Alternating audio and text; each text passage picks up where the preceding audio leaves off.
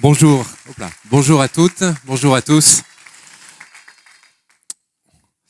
On est très heureux d'être avec chacune et chacun d'entre vous. Donc vous avez bien sûr les salutations de toute l'équipe pastorale et de l'Assemblée d'Avignon, dont j'en suis le pasteur principal. Alors comme votre pasteur nous vous le disait, je fais 2-3 phrases de présentation rapidement. On venait pour le mariage, on est aussi venu la semaine dernière, il y a 10 jours, il y avait aussi le week-end parmi les étudiants au Dodane, et un de mes collègues pasteurs est venu pour s'inspirer du merveilleux travail que vous faites parmi les étudiants. Donc on veut aussi s'inspirer, nous en métropole, de ce que vous faites à la Réunion, à l'île de la Réunion, pour aussi relancer un travail parmi les étudiants d'évangélisation. Ça a pu se faire dans le passé, pour des raisons diverses, ça s'est interrompu, mais on compte sur la grâce de Dieu pour tout cela. Bref, c'est aussi un beau sujet de prière.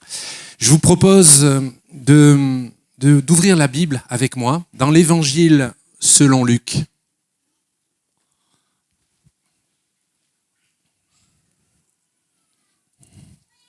Au chapitre 6.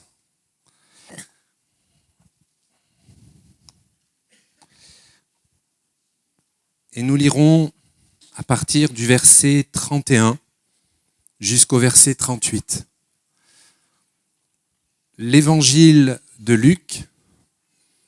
Et je profite que vous soyez dans le lieu à l'Assemblée où vous nous suivez par Internet. Ça pourrait être aussi un bon moyen pour, si je suis allé trop vite sur un passage, de pouvoir le réécouter, de prendre le temps, de pouvoir méditer. C'est ça aussi les nouvelles technologies, ça nous permet de reprendre par rapport à la parole de Dieu. Donc là, ce matin, le titre de mon partage, c'est le pardon. Ou plutôt, je reformule, pardonner, facile à dire. Vous pourrez même peut-être me dire facile à prêcher, moins facile à opérer, à mettre en pratique. Mon propos n'est pas de dire ce que je pense et de vous inculquer des règles, encore moins des principes. Mon propos ce matin, à la lumière bien sûr de l'Écriture sainte, de la Bible, c'est que nous puissions réfléchir ensemble et considérer ce qui est écrit et de comparer à ce qu'il peut y avoir dans chacun de nos cœurs. Je bénis Dieu et je crois qu'on peut tous dire ensemble, on bénit Dieu pour la liberté de culte dont nous jouissons dans notre pays. Je bénis Dieu pour ce temps de grâce, ce temps où le Saint-Esprit nous a, je le crois vraiment, visité, encouragé, béni ce matin. Vous êtes d'accord avec moi? Je me sens un peu seul là. J'ai l'impression de passer un oral. Mais je suis aussi convaincu. Et là, je m'adresse aux croyants, à ceux et celles qui appartiennent à Jésus, à ceux et celles qui viennent là, qui reviennent à l'Assemblée. Notre pasteur vous a accueillis, il y aura l'occasion d'avoir des échanges, etc. à la fin de ce temps de célébration. Mais je suis conscient également, grandissant, l'expérience du ministère, la vie d'église, la vie chrétienne tout court, où croire que parce qu'on est chrétien, il n'y aura plus jamais de problème, eh bien c'est un mensonge. Par contre, avec le Seigneur Jésus, par l'enseignement de l'Écriture, par un enseignement équilibré, par l'assistance du Saint-Esprit, par nous-mêmes de remodeler nos voies jour après jour, eh bien je suis même convaincu qu'on peut continuer à grandir dans la vie, à avancer, et que nos familles, nos foyers, nos assemblées vont continuer à être bénis en Christ Jésus. Alors je vous invite à lire avec moi l'Évangile selon Luc, au chapitre 6, et à partir du verset 31, et il est écrit: ce que vous voulez que les hommes, donc que les êtres humains fassent pour vous, faites-le de même pour eux. Tellement évident, tellement plus compliqué à mettre en place. Si vous aimez ceux qui vous aiment, quel gré vous en saura-t-on? Les pécheurs aussi aiment ceux qui les aiment. Si vous faites du bien à ceux qui vous font du bien, quel gré vous en saura-t-on? Les pécheurs aussi agissent de même. Et si vous prêtez à ceux de qui vous espérez recevoir, quel gré vous en saura-t-on? Les pécheurs aussi prêtent aux pécheurs afin de recevoir la pareille. Verset 35, mais aimez vos ennemis, faites du bien et prêtez sans rien espérer, et votre récompense sera grande. Et vous serez fils du Très-Haut, car il est bon pour les ingrats et pour les méchants. Verset 36, soyez donc miséricordieux comme votre Père, donc Dieu le Père, est miséricordieux. Ne jugez pas, ne jugez point, et vous ne serez pas jugés, ne condamnez point, et vous ne serez point condamnés. Absolvez et vous serez absous. Verset 38. Donnez et il vous sera donné. On versera dans votre sein une bonne mesure, serrée, secouée et qui déborde, car on vous mesurera avec la mesure dont vous vous serez servi. Je m'arrêterai là. Ces paroles sont les paroles du Seigneur Jésus-Christ. Elles ont donc toute notre attention, même si déjà elles impactent nos cœurs, là. C'est direct. Les phrases sont courtes, sont incisives, sont précises. Pour certains amateurs de foot, je pense au milieu de nous, certains pourraient dire c'est droit au but. Mais plus que cela, j'aimerais vraiment vous inviter à réfléchir. Et tout au long de l'Écriture, dans l'Ancien, dans le Premier Testament, comme dans le Nouveau Testament, il y a cette notion qui transparaît dans l'Écriture sainte, de la notion du pardon. Bien sûr, d'abord du pardon de Dieu envers nous, envers chaque être humain. On va en parler, bien évidemment. Mais on connaît ces textes que nous-mêmes, en tant qu'enfants de Dieu, nous sommes pas seulement invités, mais c'est de notre devoir de pouvoir lâcher prise et permettre le pardon pour l'autre, pour soi-même, et on va en parler maintenant. Beaucoup de textes, je le dis. Et je me pose la première question, c'est cette première pensée pour notre partage.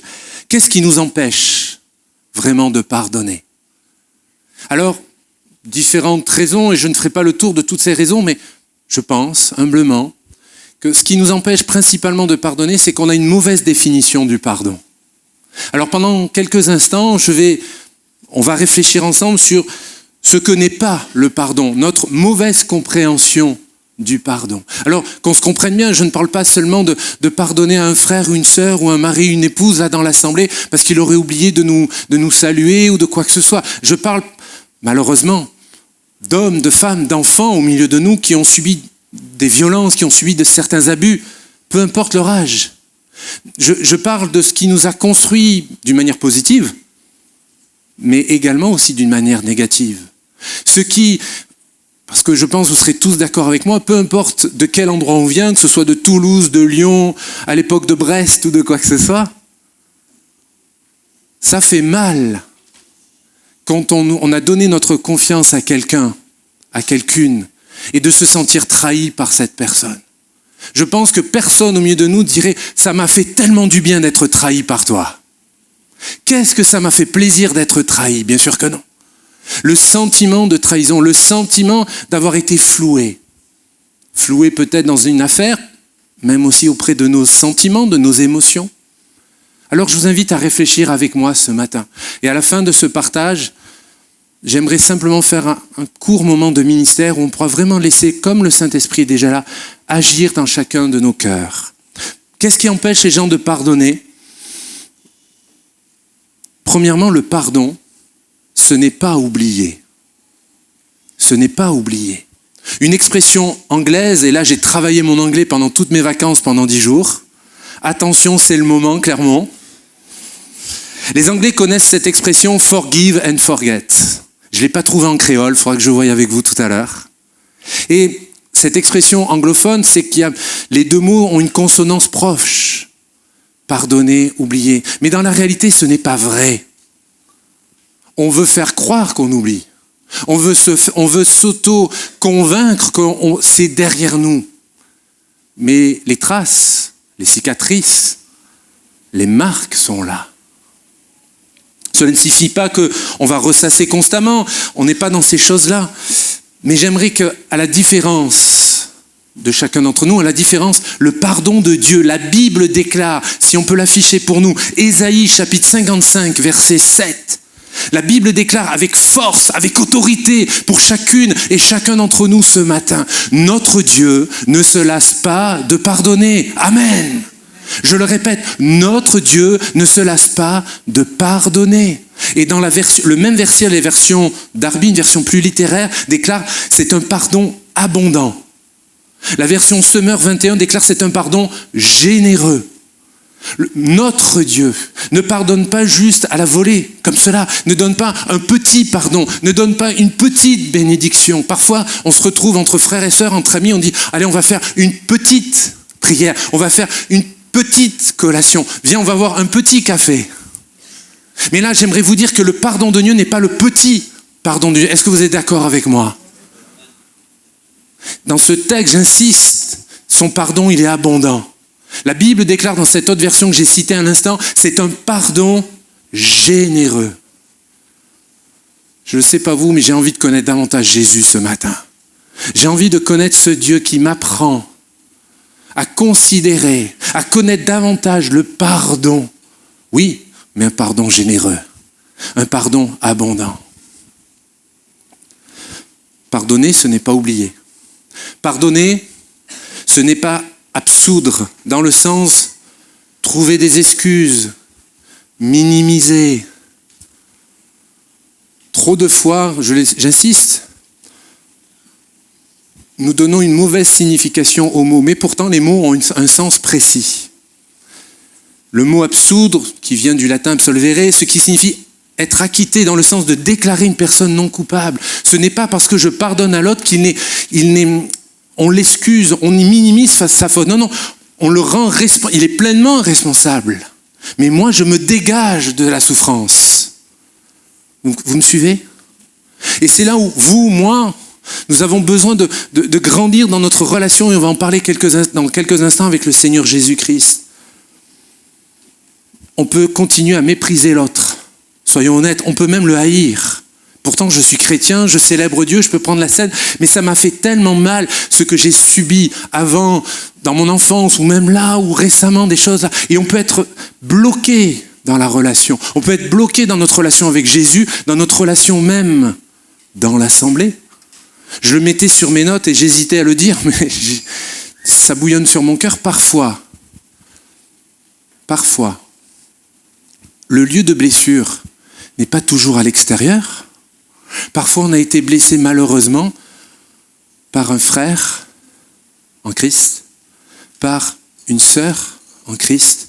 Et revenir sur le lieu, bien ça fait mal. Notre pasteur, le pasteur Clermont le rappelait, ça fait maintenant 1 an que nous servons le Seigneur sur l'Assemblée d'Avignon. Et auparavant, pendant 7 ans, nous avons pu le servir sur l'Assemblée de La Rochelle, en Charente-Maritime.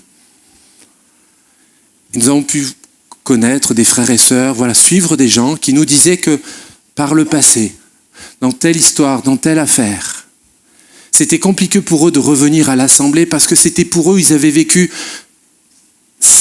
un mal, un certain traumatisme, une division. Ça fait jamais plaisir de voir des gens qu'on aime, avec qui on a prié ensemble, avec qui peut-être on a jeûné ensemble, avec qui on était là sur la chaîne, on a partagé des moments forts spirituellement, des moments humains, et du jour au lendemain, pour des raisons qu'on ne sait pas trop, qui ne sont jamais bons d'ailleurs, on ne se voit plus. Et le terme division, sans parler de chute morale, de faute, mais bien des fois on est trop... Ça nous fait mal, et puis on regarde les chaises vides, et parfois dans toutes nos assemblées, alors là je suis très, très libre parce que je connais peu l'assemblée, mais il y a des places il y a des anciens, il y a des frères et sœurs où on sait où ils se trouvent dans la salle. Et quand on regarde, on ne les voit plus. Et on est triste, parce que diviser, ce n'est pas se multiplier, ce n'est pas grandir. Diviser, c'est se séparer. Diviser, c'est couper un membre. Diviser, ça fait mal. Diviser, il y a ces choses-là. Et parfois, à l'Assemblée, et pourtant on aime Jésus, on aime le Seigneur, il y a l'action de la personne du Saint-Esprit au milieu de nous, mais nos émotions, nos blessures sont là. Je crois qu'un don nous le rappelait ce matin, de pouvoir aller au-delà de ces choses. Et là, nous comptons vraiment sur la grâce de Dieu ce matin. À la différence du pardon de Dieu, qui lui, j'aimerais insister là-dessus, Apocalypse chapitre 1er et verset 5 déclare que le Seigneur, lorsqu'il pardonne, il absout tout, il nous lave, il nous purifie en profondeur. Apocalypse chapitre 1er verset 5 déclare à celui qui nous a lavés de tous nos péchés. Il ne nous lave pas superficiellement, le Seigneur par le Saint-Esprit lave totalement, intégralement. Nous connaissons ces textes, nous les chantons, vous les avez entendus prêcher des dizaines et des dizaines de fois. Et si ce matin, c'était aussi pour votre cœur, c'était aussi pour votre être intérieur, pas seulement de se dire c'est vrai pour les nouvelles personnes, ou pour ceux qui nous suivent par Internet, mais pour toi, mon frère, pour toi, ma sœur, pour toi, jeune fille, pour toi, jeune homme.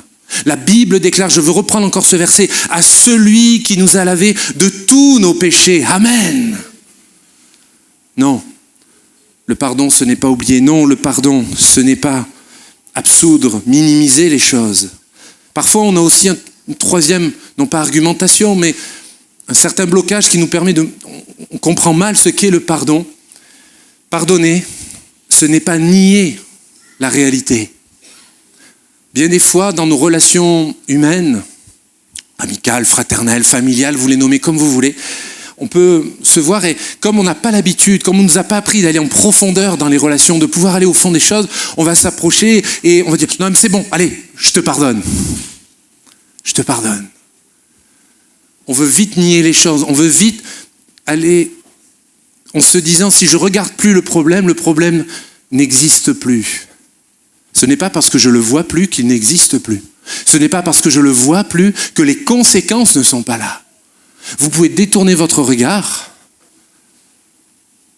mais c'est toujours là.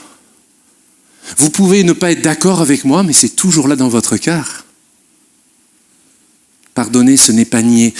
Le déni et le refus, et parfois même, je pense, l'incapacité pour une personne, pour un frère, une sœur, un ami, un jeune au milieu de nous, d'accepter la réalité, de se dire oui, mais j'ai mal. C'est pas normal que je sois dans cette situation. De permettre, de se reconnaître, de dire arrêtons de faire semblant. Il y a quelque temps, je partageais à l'Assemblée une série de messages sur arrêtons de faire semblant, arrêtons de jouer à l'Église, mais vivons l'Église de Jésus-Christ. Parce que j'ai grandi comme beaucoup d'entre nous dans nos assemblées. On a nos us et coutumes, on a nos habitudes et on pourrait vite rentrer dans du mimétisme. Vous savez ce que ça veut dire de reproduire des choses. Même si on dit qu'on n'a pas une liturgie, malgré tout on a un programme et c'est normal d'avoir un programme. C'est normal de savoir d'un début, le milieu et à la fin. Pas de problème avec ça. Mais le problème c'est si vous et moi, on ne dépend que de ça. Le vrai problème, ça va nous gâcher dans votre relation, dans votre dépendance au Saint-Esprit. Alors, oui, peut-être, sûrement. Je vous invite à considérer, à réfléchir, à ne pas jouer à l'Église, mais à vivre l'Église de Jésus-Christ.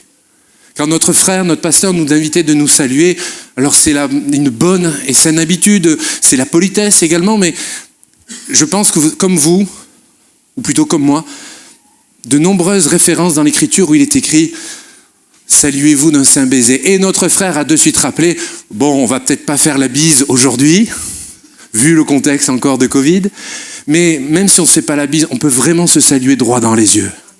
De dire « Je vous bénis dans le nom du Seigneur ». Et vous aussi, au fond, même si je ne vous vois pas, je vous bénis quand même. Pardonner, ce n'est pas nier. Je crois donc, par conséquence, on aurait pu trouver d'autres choses, mais je ne veux pas être trop long sur cette pensée. Pardonner nécessite de se faire du courage, de se regarder face à soi-même. Et pas me regarder moi, de dire que nous dit ce prédicateur de la métropole, que nous dit ce pasteur d'Avignon. Je vous invite simplement à considérer votre vie à la lumière de l'Écriture, à la lumière de ce miroir qu'est la parole de Dieu. Alors, pourquoi pardonner ? Pourquoi pardonner ? On peut le lire ensemble dans Colossiens chapitre 3 et verset 13. Si Daniel, tu peux l'afficher pour nous.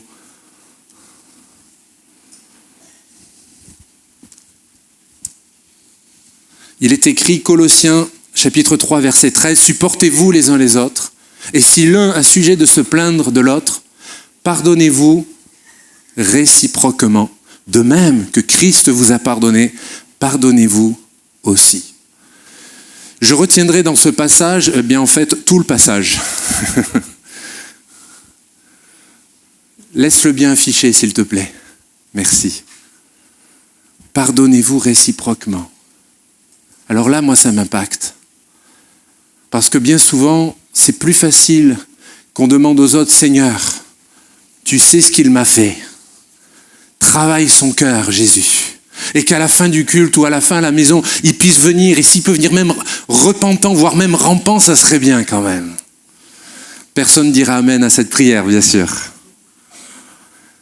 Je suis frappé par la beauté de l'Écriture, de cet équilibre profond où on est enseigné ce matin à considérer que le pardon, il est toujours réciproque.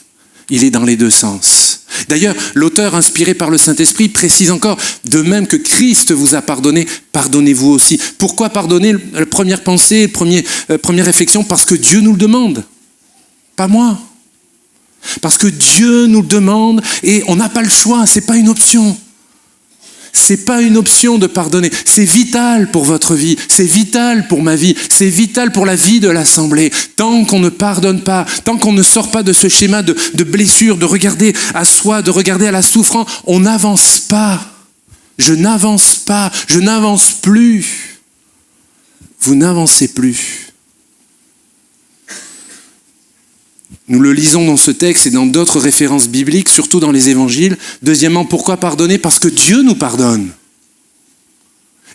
Nous avons chanté de merveilleux cantiques avec l'action et l'onction du Saint-Esprit. Dieu nous a pardonné, nous sommes des enfants de Dieu. Alléluia! Oui, mais c'est pas que dans un sens.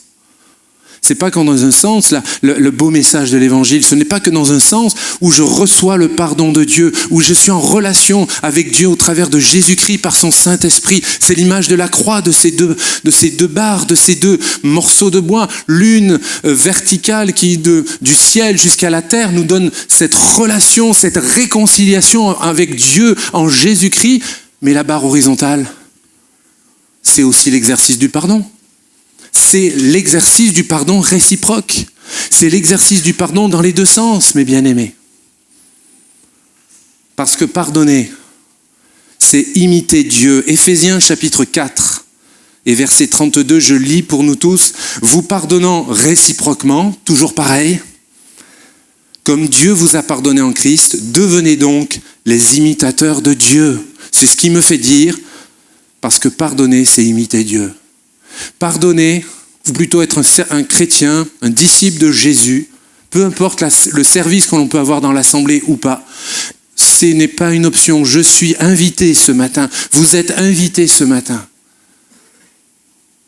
à pardonner et à recevoir le pardon des autres. Je suis invité ce matin par le Saint-Esprit à considérer ces choses. Non pas parce que le prédicateur l'insiste, non pas parce que c'est dans la doctrine biblique, non. Parce que c'est mon devoir, c'est mon acte d'obéissance. Parce qu'aussi le refus de pardonner. Parce qu'on peut aller jusqu'au bout de la pensée. Refus de pardonner, non, c'est trop dur pour moi. Si frère, vous saviez tout ce que j'ai subi. Et je suis sûr et certain que si je vous attendais à la sortie, je prenais rendez-vous non, mais écoutez chacune et chacun d'entre vous, il y aurait de vraies souffrances, d'authentiques souffrances, d'hommes et de femmes, de tout âge. Mais parce que le refus de pardonner nous éloigne, parasite notre communion avec Dieu. Rappelez-vous le jour où vous êtes engagé dans les eaux du baptême. Rappelez-vous le jour où vous avez été baptisé dans le Saint-Esprit. Rappelez-vous où chaque cantique, peu importe la mélodie, peu importe la qualité des musiciens ou pas, on était toujours pleinement en feu, rempli du Seigneur. Et puis la vie est passée. Mais qu'est-ce que ça veut dire? La vie s'est déroulée. Ça veut dire les bonnes choses. Mais aussi les blessures. Mais aussi les coups. Soraya, avec sa pudeur, avec sa sensibilité, nous invitait aussi à considérer à penser à ceux et celles de nos propres familles, foyers, qui ne sont pas là ou qui sont moins là. Évidemment, on souhaite, comme le texte de l'Écriture nous le déclare, moi et ma maison, nous servirons l'Éternel. Nous aimerions tous que cette promesse soit pour nous. Vous n'êtes pas d'accord avec moi ? Nous aimons tous que tous nos enfants, nos adolescents, nos jeunes adultes soient là, pas seulement qui viennent à la mission, mais qui soient pleinement en Jésus-Christ. C'est vrai. Mais ce qu'on oublie, c'est qu'il y a le choix personnel. Comme Jésus, le Seigneur, nous laisse la liberté de choisir, il laisse également la liberté à chacun de nos enfants. Mais vous et moi, ça ne nous exonère pas de notre propre responsabilité. Cela ne nous exonère pas de nous mettre à genoux et à prier, à intercéder pour le salut de nos enfants, pour le salut d'un papa, d'une maman, pour le salut de votre épouse qui vient moins à l'assemblée ou de votre mari, ma sœur. Savez-vous que Dieu répond à la prière? Savez-vous que si vous êtes là ce matin, ce n'est pas un hasard, non pas parce qu'on est là, mais parce que je suis convaincu que le Saint-Esprit vous donne rendez-vous ce matin.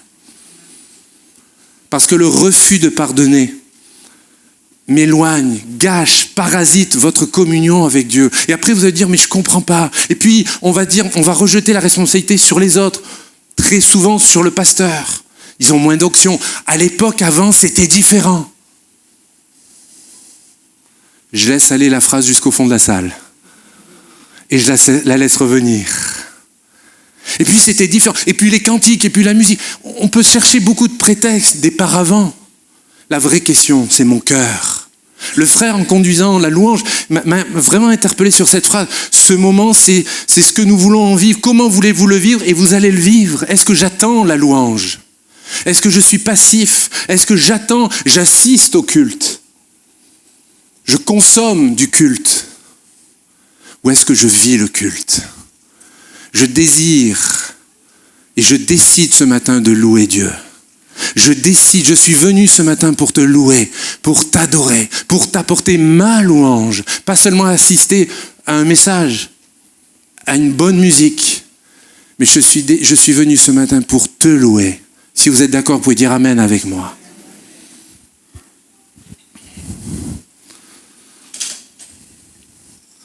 Un dernier aspect, avant d'aller arriver à la conclusion, parce que le refus de pardonner, savez-vous, aussi infeste notre entourage proche.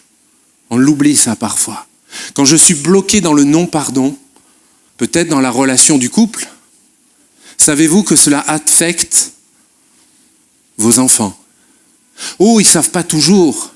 Même si on ne dit pas les choses, ils perçoivent. Chaque être humain est une éponge à émotions. Positives, de bonnes, mais également les moins bonnes, les négatives. Le non-pardon dans le couple, le non-pardon dans la famille, et les années passent, les dizaines d'années passent, et cela développe, vous savez quoi? Des histoires de famille. Dans chaque famille, il y a des histoires. Alors après, on ne sait plus pourquoi on se fait la tête, on ne sait plus pourquoi on ne parle plus au tonton ou à la tata, on ne sait plus pourquoi on ne parle plus aux cousins, mais on ne leur parle plus. Alors on peut venir à la mission, on peut venir à l'assemblée, on sait qu'ils vont dans tel autre endroit, et on se prive de la bénédiction de prier ensemble. On se prive de partager un repas ensemble. Ça ne veut pas dire qu'il n'y a plus de problème. Mais si nous, les croyants, les disciples de Jésus, on n'est pas suffisamment courageux pour se dire « Ok, on est indifférent, mais quand même !» Parce que, juste un petit détail, un chouïa, vous savez qu'on va passer l'éternité ensemble au ciel? Et vous savez que sur le plan de table là-haut, c'est pas vous et moi qu'on va décider l'endroit où on sera.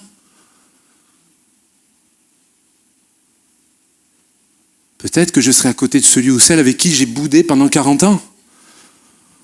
Mais 40 ans par rapport à l'éternité, c'est peanuts, hein, c'est pas grand-chose. Je le dis avec le sourire, mais je ne me moque pas. Considérez que notre vie est courte. On ne sait pas de quoi demain sera fait. Alors je suis plus jeune pour me dire j'ai encore toute la vie devant moi, je ne suis pas encore trop vieux pour dire non, c'est terminé. Mais je veux vivre la vie que Dieu m'a donnée, mes amis. Et je veux vous encourager à vivre la vie que Dieu nous donne. Nous avons le souffle de vie, gloire à Dieu. La vie est trop courte pour se laisser infester. Prenez-le entre parenthèses. Et parfois, malheureusement, on ne dégage pas la bonne odeur de Christ. On dégage moins la bonne odeur de Jésus-Christ. Alors oui, il y a toujours ce parfum, il y a cet encens, mais il est frelaté. Ça sent pas bon. Alors, que faire? Et si ce matin, mes bien-aimés, pourquoi ne pas tenter de tendre la main et de faire la paix? Que risquez-vous? Au pire, vous allez vous réconcilier. Au pire, vous allez être bénis. Franchement, ça vaut le coup d'œil. Pourquoi ne pas tendre la main et faire la paix? Premièrement, en tendant la main à Jésus, en disant « Seigneur, je ne me sens pas capable ». Alors qu'on peut ranger nos Bibles maintenant, je vous invite à réfléchir avec moi.